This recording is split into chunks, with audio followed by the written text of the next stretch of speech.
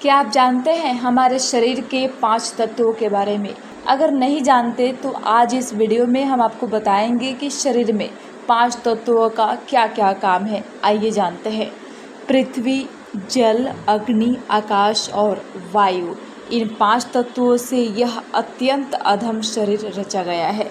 प्राचीन समय से ही विद्वानों का मत रहा है कि इस सृष्टि की संरचना 5 तत्वों से मिलकर हुई है। सृष्टि में इन 5 तत्वों का संतुलन बना हुआ है। यदि यह संतुलन बिगड़ गया तो यह प्रलयकारी हो सकता है। जैसे यदि प्राकृतिक रूप से जल तत्व की मात्रा अधिक हो जाती है तो पृथ्वी पर चारों ओर जल ही जल हो सकता है, अथवा बाढ़ आदि का प्रकोप अत्यधिक हो सकता है। आकाश, वायु, अग्नि, जल और पृथ्वी को 5 तत्वों का नाम दिया गया है।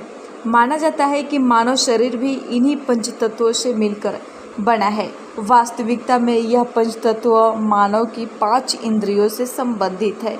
जीभ, नाक, कान, त्वचा और आँखें हमारी 5 इंद्रियों का काम करती है।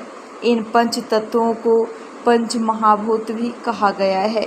इन 5 तत्वों के स्वामी ग्रह, कारकत्व, अधिकार क्षेत्र आदि भी निर्धारित किए गए हैं।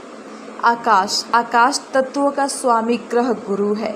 आकाश एक ऐसा क्षेत्र है जिसका कोई सीमा नहीं है। पृथ्वी के साथ साथ समूचा ब्रह्मांड इस तत्व का कारकत्व शब्द है। इसकी अधिकार क्षेत्र में आशा तथा उत्साह आदि आते हैं। वता तथा कप इसकी धातु हैं। वास्तुशास्त्र में आकाश शब्द का अर्थ रिक्त स्थान माना गया है। आकाश का विशेष गुण शब्द है और इस शब्द का संबंध हमारे कानों से है। कानों से हम सुनते हैं और आकाश का स्वामी ग्रह गुरु हैं। इसलिए ज्योतिष शास्त्र में भी श्रवण शक्ति का कारक गुरु को ही माना गया है।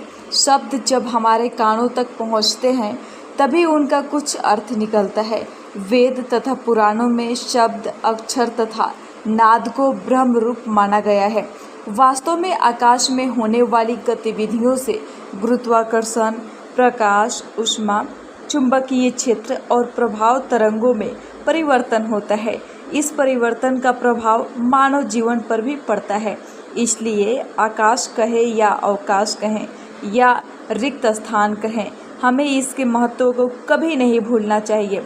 आकाश का देवता भगवान शिव जी को माना गया है। व्योम शिवलिंग का प्रतीक है। वायु तत्व के स्वामी ग्रह शनि है। इस तत्व का कारकत्व स्पर्श है। इसके अधिकार क्षेत्र में श्वास क्रिया आती है। वात इस तत्व की धातु है। यह धरती चारों ओर से वायु से घिरी हुई है। संभव है कि वायु अथवा वात का आवरण ही बाद में वातावरण कहलाया हो। वायु में मानव को जीवित रखने वाली ऑक्सीजन गैस मौजूद होती है। जीने और जलने के लिए ऑक्सीजन बहुत ज़रूरी है।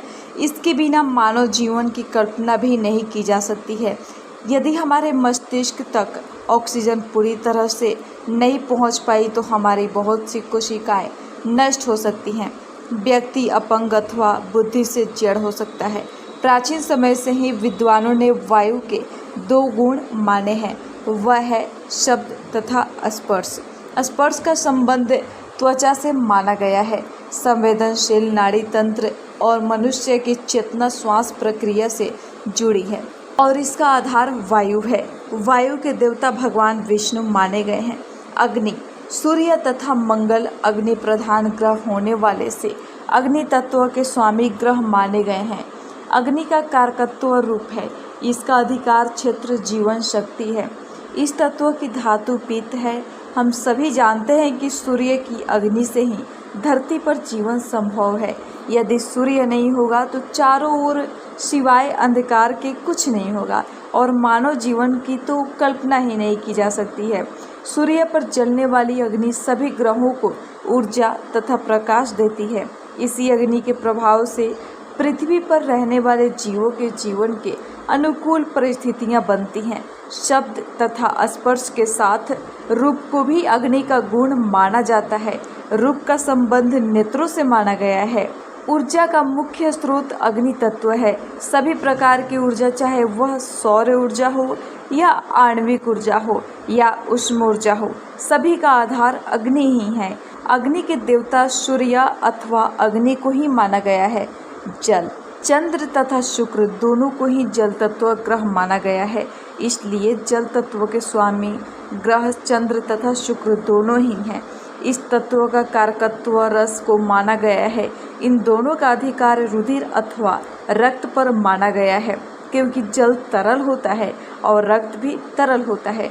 कफ धातु इस तत्व के अंतर्गत आती है। विद्वानों ने जल के 4 गुण शब्द, स्पर्श, रूप तथा रस माने हैं। यहाँ रस का अर्थ स्वाद से है। स्वाद या रस का संबंध हमारी जीभ से है।